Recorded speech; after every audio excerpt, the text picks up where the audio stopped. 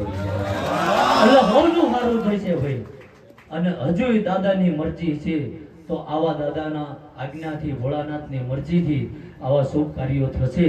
અને બ્રાહ્મણોએ જે કંઈ એમને આવડ્યું એ કાલાવાલા કર્યા, દેવને રાજી કર્યા, પણ બધાની કદાચ ઝીણી મોટી ભૂલ્યું હશે. પણ મારો ઠાકર એવું કહે છે કે બધાયનું હસતા માટે હું લઈને જતો રહું છું. અને મને એને એટલું જ શીખવાડ્યું છે કે ગમે એટલું કડવું હોય નાભે પડી રાખજે, મોઢેથી કાયમ અમીના જ ઓટકાર કાઢજે. બાકી શું કરવું ને ચારે શું બનાવવું, આજ તમે જે માણો છો ને એ આ વગડો હતો 9 વરા મોય બોલ્યો હતો અને એ મારા ઠાકરે પાર પાડી દીધું. પણ હવે બોલવું નથી ને કરી બતાવવું છે. હવે અત્યારે લગીન તો બોલ્યો, કારણ કે આ એ ભાવના છે. બધાને કદર નહીં થાય ને વાંચીને કોઈ બોલતો નથી.